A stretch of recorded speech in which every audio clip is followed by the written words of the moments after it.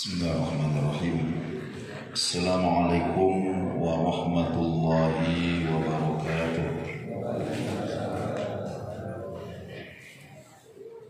Alhamdulillahi waliyis salihin wa nasiril mu'minin alladzi bi ni'matihi tatimmus shalihat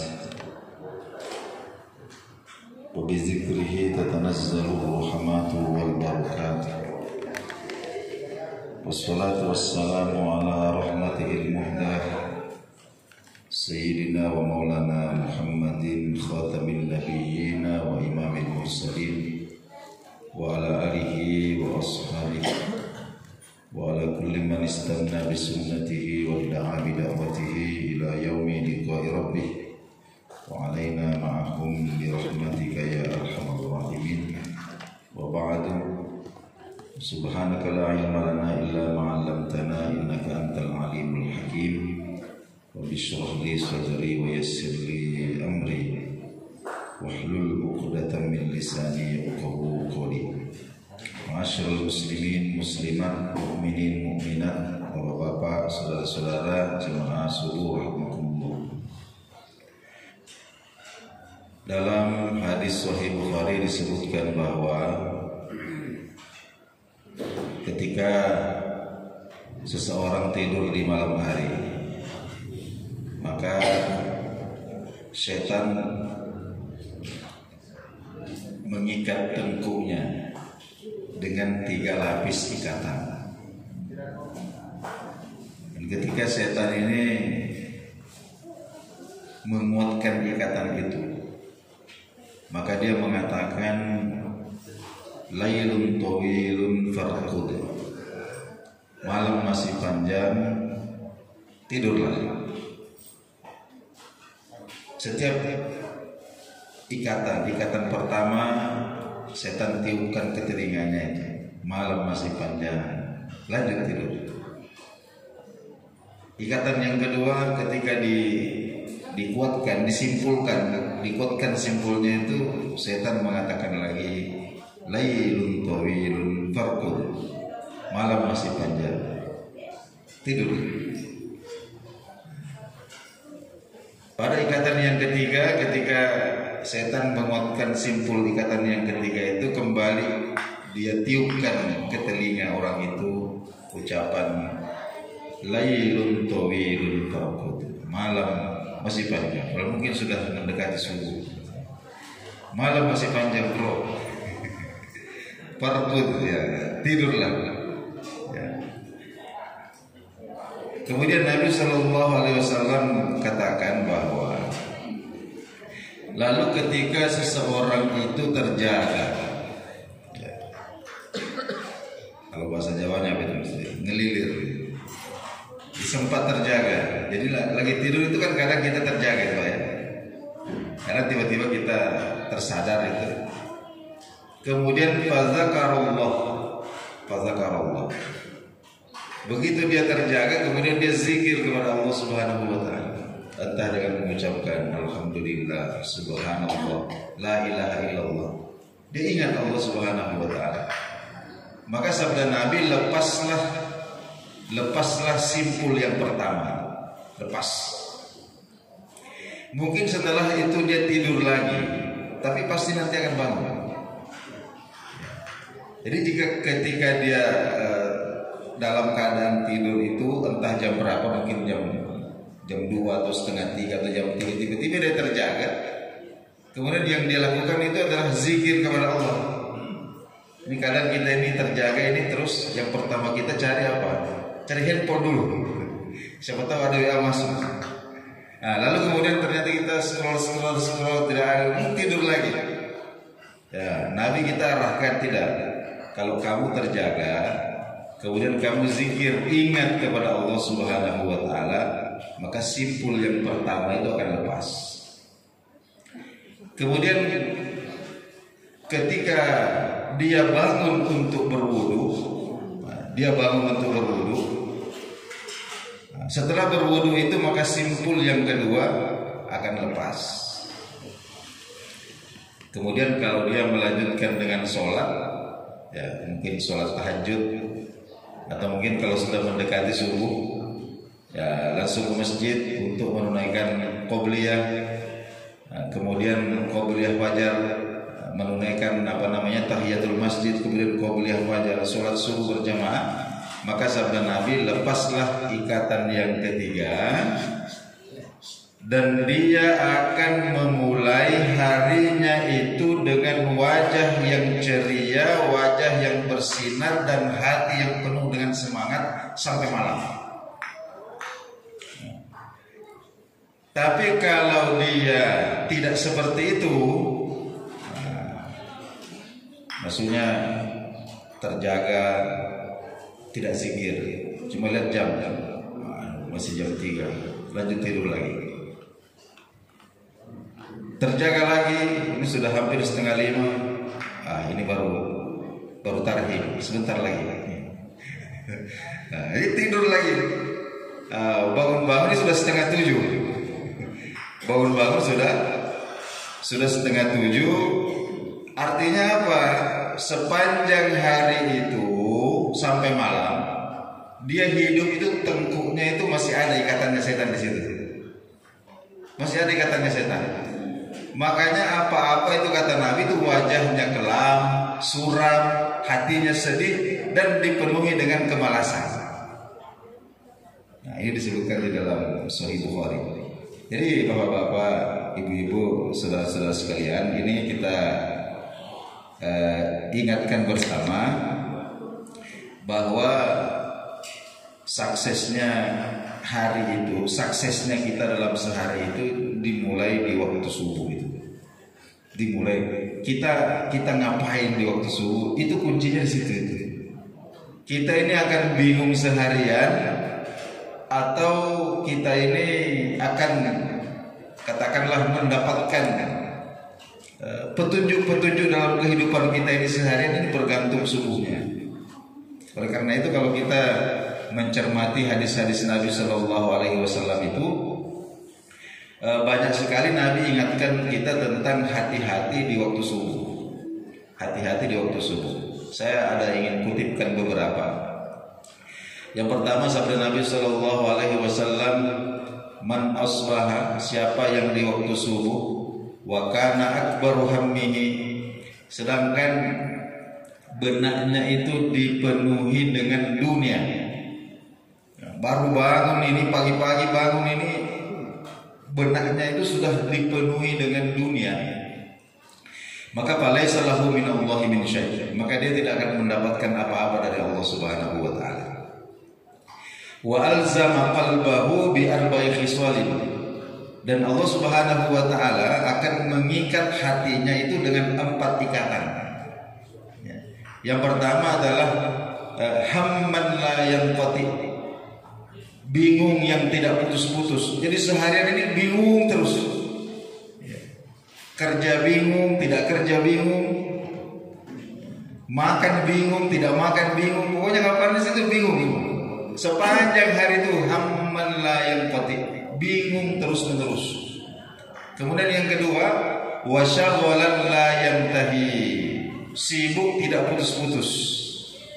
Sibuk terus tapi tidak tahu juntrungnya ini apa ini. Ya, kesana kemari sibuk tapi tidak tahu ujungnya apa. Nah, kemudian yang ketiga, Allah Subhanahu wa taala ikat hatinya itu dengan wa amalan la muntaha lahu, angan-angan, ya, khayalan. Jadi sepanjang hari itu menghayal, seandainya begini, seandainya bayangkan yang begini, terus menerus dan tidak ada ujungnya, tidak ada ujungnya. Kemudian yang keempat, Allah Subhanahu wa taala ikat hatinya itu dengan faqran la gina'an, dengan kefakiran, dengan kebutuhan-kebutuhan yang tidak bisa terpenuhi. Jadi ini mulai subuh saja. Jadi barang siapa yang masuk waktu subuh kemudian tidak ada di benaknya yang melebihi dunia, jadi yang menguasai benaknya itu adalah perkara dunia saja, maka sepanjang hari itu dia tidak akan mendapatkan apa-apa dari Allah Subhanahu wa taala. Bahkan Allah akan mengikat hatinya itu dengan 4 itu tadi. Bingung terus menerus, kemudian kebutuhan yang tidak cukup, kemudian angan-angan yang tidak terputus, kemudian yang terakhir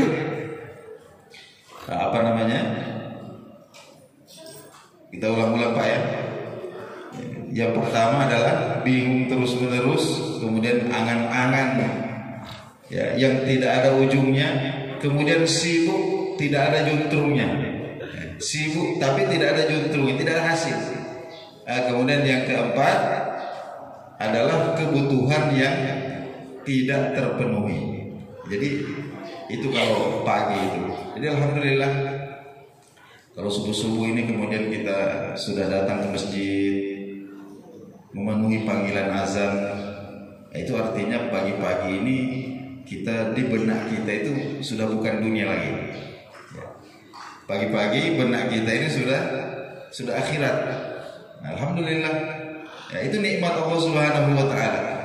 Ya. Sebab apa? Ketika kita menghadiri sholat subuh berjamaah, maka sholat subuh berjamaah ini bapak-bapak sekalian, ibu-ibu sekalian, itu pahalanya seperti sholat sunnah satu malam penuh. Pernah tidak kita ini mulai habis sholat isya sholat terus sampai subuh? Tentu tidak bisa kita. Ya. Itu satu malam penuh, mulai selesai sholat isya sholat sunnah sampai tarahim subuh, baru berhenti sholat sunnah. Kira-kira itu gambaran pahalanya orang ketika menghadiri sholat subuh berjamaah di masjid. Kemudian sholat subuh berjamaah di masjid ini adalah cahaya di wajah, cahaya di wajah, kemudian keberkahan di dalam rezeki. Ya. Apalagi orang yang sholat subuh berjamaah di masjid itu seharian itu fi zimmatillah. Dalam hadis Nabi disebutkan berada di dalam tanggungan Allah Subhanahu wa taala. Ya, jadi keselamatannya, rezekinya, ini semua berada di dalam tanggungan Allah Subhanahu wa taala. Begitulah ketika kita memulai subuh kita itu dengan himmah akhirat, cita-cita atau keinginan-keinginan, obsesi-obsesi yang sifatnya sudah melampaui dunia, yaitu obsesi akhirat. Kemudian disebutkan juga dalam hadis Nabi yang lain, man asbaha, barang siapa masuk di waktu pagi, siapa yang bangun di pagi hari, lalu kemudian wa yashtaki dhaiqal ma'ashi, lalu kemudian mengadukan kesulitan ekonomi.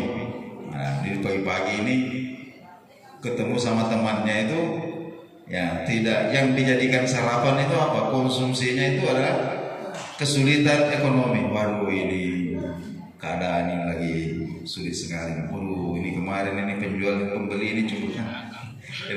Ya, kok pagi-pagi ngomong sama teman itu masalah dhaikil ma'ash, masalah kesempitan ekonomi, ya. Apa yang terjadi? Faka'anna ma yashki rabbah. Kok ngadu sama makhluk tentang kesulitan ekonomi, maka itu sama dengan mengadukan Tuhannya. Itu faka'anna ma yashki rabbahu, maka sama dengan mengadukan Allah Subhanahu wa taala. Jadi kalau mau mengadu, jangan mengadu kepada makhluk. Tapi kalau kita rubah itu, ya Allah, ini kok sulit sekali nih ekonomi ini, begini. Ya, penjual ini susah sekali, kemudian untung ini kok tipis sekali. Mau mengadu silakan mengadu, tapi jangan mengadu kepada makhluk. Jadi kapan kita itu mengadu kepada makhluk, itu sama dengan kita mengadukan Allah Subhanahu wa taala. Jadi mengadulah kepada Allah Subhanahu wa taala. Itu di pagi hari itu begitu. Kemudian satu lagi, hadis Nabi sallallahu alaihi wasallam. Jadi man asbaha, barang siapa yang masuk di waktu pagi, wa kana li umurid dunya hazinan, sedangkan hatinya itu dipenuhi dengan kesedihan akan perkara dunia. Hatinya dipenuhi dengan kesedihan akan perkara dunia. Jadi bangun-bangun ini kemudian yang bikin hatinya galau itu adalah ayamnya yang banyak yang sakit, ya. Atau telur ayam yang semakin hari semakin berkurang. Ini perkara dunia. Ini perkara dunia.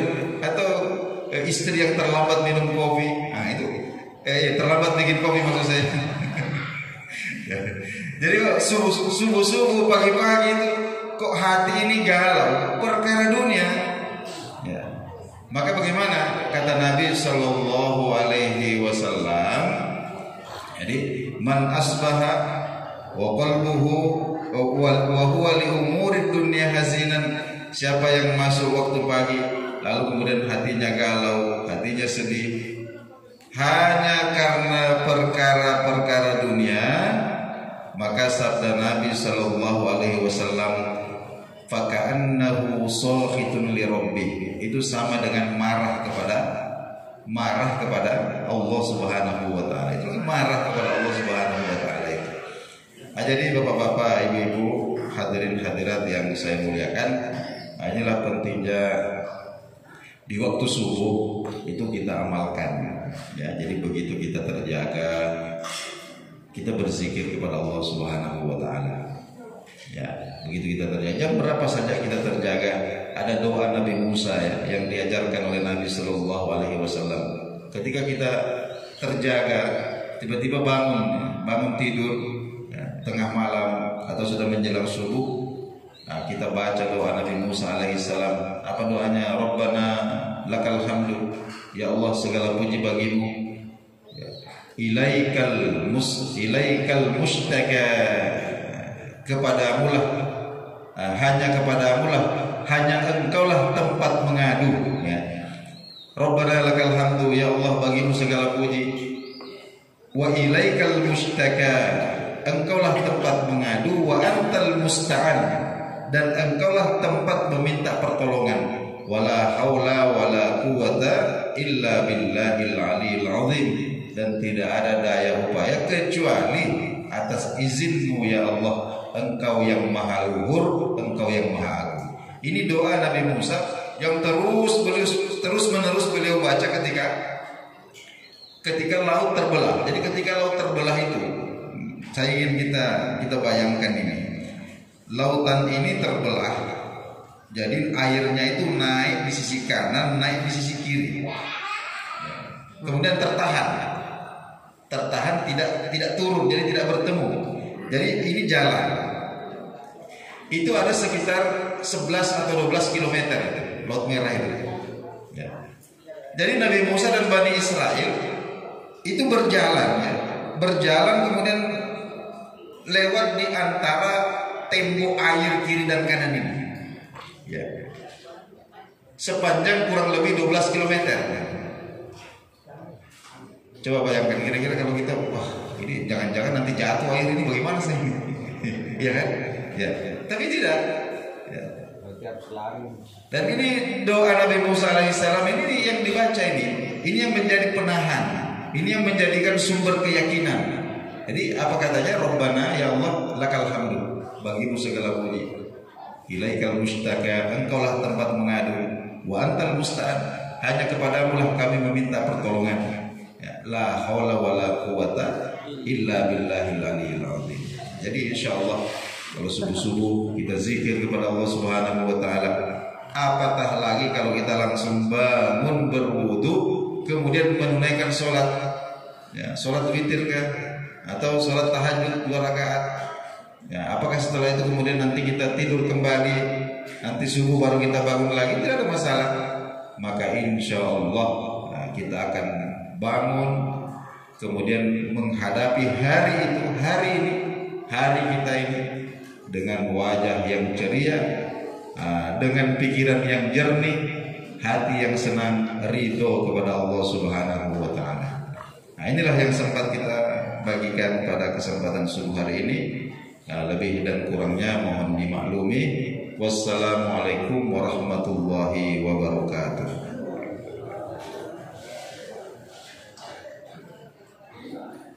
Baik Bapak Ibu, kita sudah mendengar dengan seksama, dengan jelas apa yang telah disampaikan, dan ini sudah sering kita dengar, mudah-mudahan kita bisa amalkan. Ini harusnya bisa diamalkan. Kemudian mungkin Bapak Ibu yang punya pertanyaan, kami persilahkan untuk nanti di WA atau disampaikan ke Pak Kiai kepada kami untuk dibahas di pekan yang akan datang insyaallah. Lebih dan kurangnya mohon dimaafkan. Silahkan dinikmati apa yang telah disediakan oleh ibu-ibu Jumat Berkah. Terima kasih ibu-ibu semua yang telah meluangkan waktunya untuk membuat masakan untuk kesempatan Jumat Berkah ini. Terima kasih lebih dan kurangnya mohon dimaafkan. Mari kita berdoa kafaratul majelis. Subhanallah walhamdulillah, asyhadu an la ilaha illallah, astaghfiruka wa atubu ilaik. Assalamualaikum warahmatullahi wabarakatuh.